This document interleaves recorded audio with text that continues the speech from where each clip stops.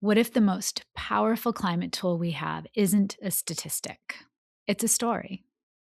Today, certified California naturalist, Fulbright exchange educator, and author Xochitl Bentley joins me to break down the 6 storytelling stances at the heart of her book, Helping Students Become Climate Stewards.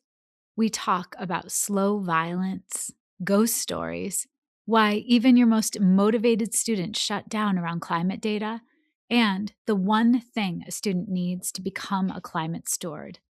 This conversation will change the way you think about every unit you teach, no matter your content area. This is Schoolutions, the podcast that extends education beyond the classroom. A show that isn't just theory, but practical, try-it-tomorrow approaches for educators and caregivers to ensure every student finds their spark and receives the support they need to thrive. I am Olivia Wall, and I'm so happy to welcome Xochitl Bentley to the podcast today. Let me tell you a little bit about Xochitl. Xochitl Bentley is a certified California naturalist and certified California environmental educator.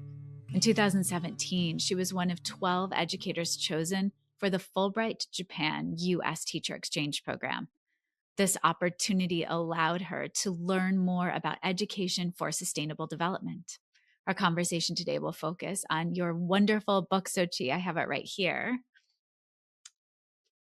Helping Students Become Climate Stewards, Storytelling for Environmental Advocacy and Problem Solving. I have been waiting to have you on the podcast for a very long time, and I am so excited to have you join for this conversation. Thank you. Thank you for having me. Yeah. Let's kick off the conversation with a researcher or a piece of research you lean on when you're thinking about climate stewardship. Yeah, I would say one of the main people that come to mind is Rob Nixon. Among many things he's written, he wrote a book that came out in 2011 called Slow Violence and the Environmentalism of the Poor.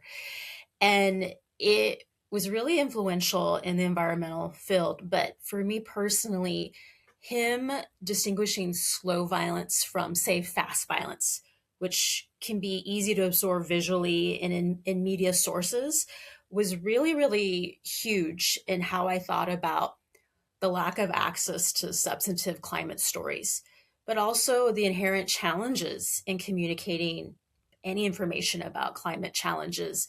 That when you think about the scope of something like deforestation or the acidification of oceans, these are things that happen over such a long span of time that it's really hard to capture them or reduce them to a 3 to 4 minute news clip.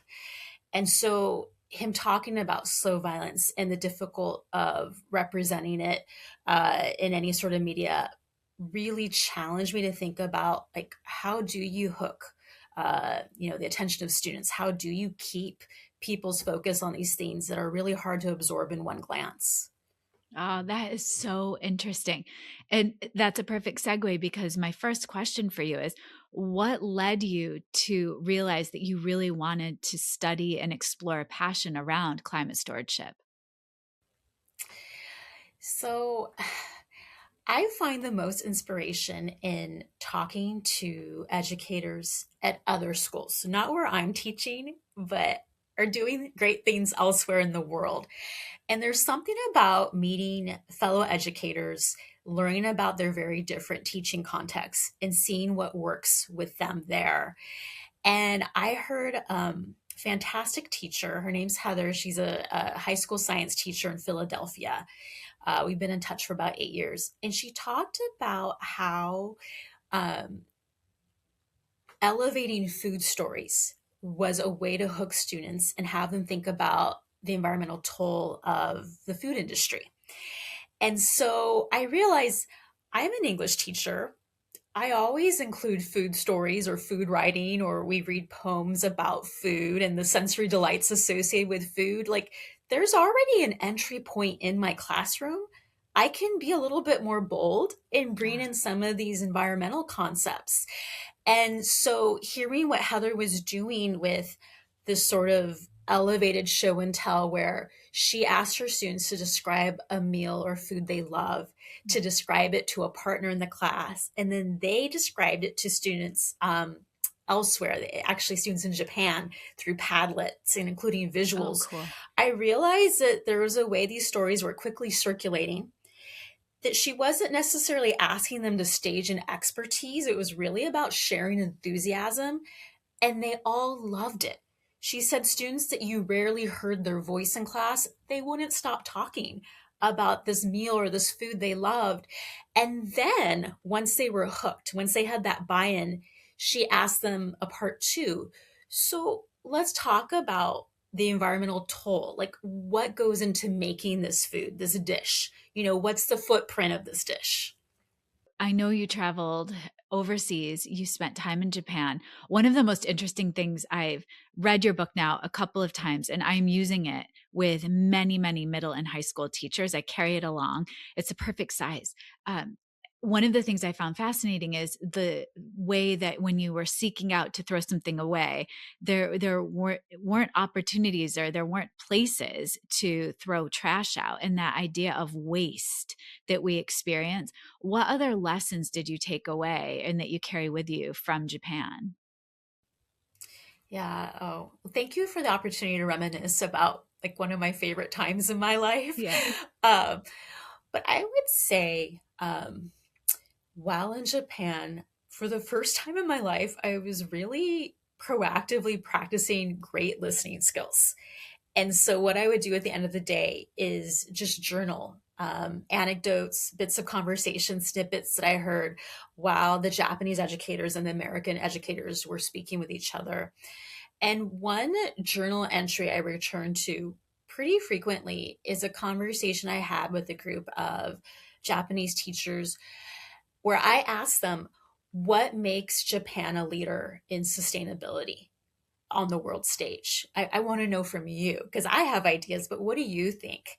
And they said, ever since the Fukushima nuclear disaster, there's been a huge shift in how Japanese people think about themselves as islanders. Like all of a sudden, we had like the clearest notion of how isolated we are in terms of being able to reach out for assistance. Like, and we really understood that like we're islanders and we're kind of cut off in certain ways.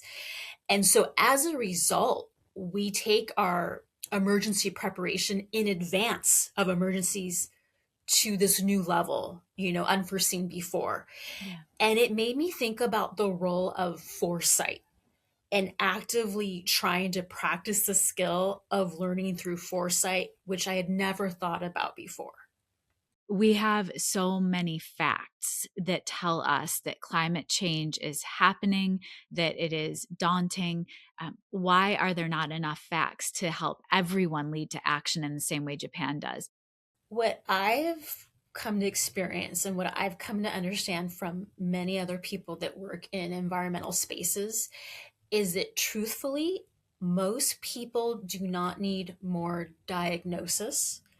They want tools and opportunities for connection.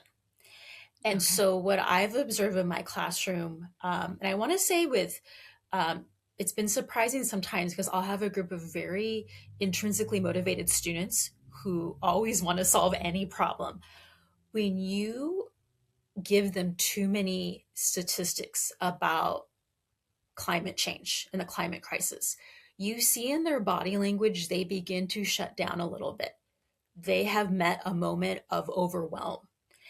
And this has been really surprising sometimes because in other contexts, these students are the first to jump in and want to try to troubleshoot and problem solve.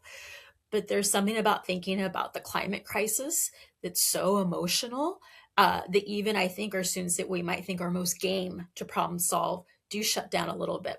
And so, because of that, I realize it's not necessarily that we need to air more facts or parade more dire statistics, that we need to wrap this data in stories.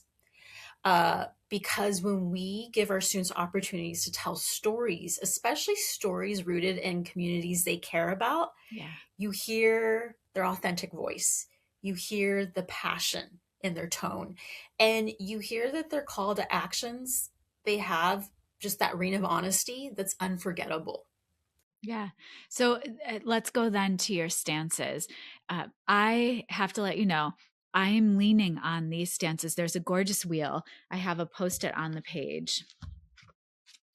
It is on page 4 of your book. You open right away with it, and you do a really lovely job giving a brief summary of each of the stances. But I'm using these stances with social studies teachers as well to have conversation and storytell. One of the social studies teachers I have the privilege of coaching, every unit, he puts a just bulleted list of people's names, of events, and then he weaves the story with the students of how these events fit together and push and pull on each other. And I thought, oh my gosh, your stances work so beautifully in every content area. And so I can't leave listeners hanging. So, Chi, can you illuminate, please, what are the 6 stances and maybe give an example of each of them? That would be so helpful. Absolutely. And thank you for telling me about the work you're doing with these teachers. I love it. So these stances, the first one I'll talk about is storytelling for systemic responsiveness. And this actually is very much inspired about the example I just told you about speaking with the Japanese educators. Um, there is a tendency to talk about emergencies as isolated one-off events. And when we really dig into the details of the emergency, we usually can detect a pattern. This isn't a one off. And so, going to this idea of like trying to practice foresight, um, I want to help students anticipate and problem spot and think about like how can we apply a structural lens and scrutinize the infrastructure that exists or doesn't exist, the institutional support that exists or doesn't exist when we think about how we will handle an emergency when it arises. Um, Another storytelling stance is storytelling about root causes. In environmental conversations, it often can be very difficult to distinguish between root causes and the symptoms of problems. Um, and so I think this is really when storytelling comes in, where I try to give students a lot of practice with gathering data points, sifting through information, but also a variety of data points. So thinking about interviews along with the tidy dashboard data set, Yeah. and thinking about how one piece of data isn't the whole story, that thinking about these points together gives you a picture that tends to be more comprehensive, allows for some nuance in the storytelling, and gets to the root causes. Another storytelling stance would be storytelling beyond either or. Yes, And this is here we're huge. engaging in that logical fallacy of thinking it's either this or that in terms of the options available for our decision making. And it's kind of classic. But we often hear this around election time, where uh, it's kind of stereotypical at this point, but like it's often framed as you can either, protect the environment or grow the economy. And for a lot of voters, it's framed that starkly, black and white. And so I try to help students understand that maybe we can go beyond either or and think about, well, maybe we could protect the environment in a way that spurs job creation. So thinking about jobs associated with renewables or the green sector. And so there's ways to get around just thinking the either or, but we have to, give them some examples. Another storytelling stance, so important, storytelling for kinship and reciprocity. For a long, long time, particularly Westerners have thought about nature in terms of its instrumental worth to humans. So thinking about nature as resources that are available for our exploitation, for our profit. And what's really inspired me is to read and listen to many Indigenous voices who talk about the need to talk about the reciprocal relationship and the interdependence of all our ecosystems and the way that humans and the more than human world can mutually flourish and exist in like a sustainable coexistence. And that's been huge because students are aware of that, but they haven't articulated that. And so really giving them a chance to grapple with that concept that, yeah, our relationship with nature is very exploitative is eye-opening. Yeah, it is. Uh, Another storytelling stance is storytelling for intergenerational awareness. Um, a lot of us engage in what is called like temporal outsourcing, where the way we live compromises the ability of future generations to meet the needs they will have. And so the challenge is, and this is why I often read Octavia Butler's Parable of the Sower with my students. The challenge is to think about how can we rethink the concept of being a future ancestor and what it means to leave an inheritance. So inheritance maybe not in those physical material objects, but in the voting, our participating in legislation and policy making, thinking about those acts as citizen lobbyists, that can be our inheritance. I have the privilege of studying with the Tulalip tribe, and I've done some work with the Marysville School District years ago, but I've stayed in touch. And they do work with children around the seventh generation principle, which is very aligned. They do a whole unit of study with the children around being a cultural guide and thinking of those ancestral implications and the intergenerational, the responsibility that we hold. So when I read that stance, I thought, yes, it's so critical for our students to have that gravity to their importance in the future of this work. Absolutely. And to your point, that's a really great opportunity to think about like what voices can I now bring into my curriculum to really uplift that message. And the last storytelling stance would be storytelling for collective mobilization. Yes. And I will tell you, this is very much inspired by what many of us witnessed during the pandemic. Um, People who really banded together in community fashion uh, really felt like they could navigate this very, very difficult time. And so when I talk about storytelling for collective mobilization, it's getting away from this myth of the rugged individual, the self-reliant individual who can pull themselves up by their own bootstraps. Um, that often doesn't work for most people. But also, it's about thinking about social capital, how we invest in relationships, how we invest in partnerships, how we invest in each other so that we don't feel the sense that we're going at this alone. Yeah. Um, what I'm excited to do is I thought it was critical that part one focus on these stances because, again, any caregiver, any teacher of content, different content areas can practice these stances. They are so wide reaching, I would say. I want to end part one with a lightning round. And then part two, I'm actually going to ask you to break down your flow of storytelling with students. And we're going to talk about how we take that flow from the classroom and get it to the world stage. We're going to talk about possible projects. And I'm just excited for teachers to be able to hear how to put this work into action based on those stances you just shared. But before I let you go for part one, here is our lightning round. Just give your gut responses to these questions. What is a book?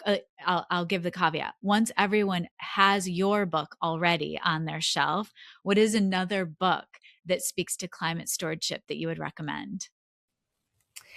Right now, I would say The Serviceberry by Robin Wall Kimmerer. It beautifully talks about how we live with an abundance mindset and not a scarcity mindset. So many of us feel what is almost like this compulsive need to consume, consume, consume. And she offers an alternative. She says, if you look at examples of things that are happening in certain ecosystems, such as the transformation of the serviceberry as it moves through the ecosystem and endlessly is transformed in a way that provides abundance. It's such a beautiful model of how we can engage in the gift economy and gratitude. And a student made a zine actually about how the little free library that exists everywhere is a beautiful example of the gift economy and endlessly exchanging. Ah, I love that. What is one word you found students feel or that could capture how students feel when they first start on the journey of climate stewardship?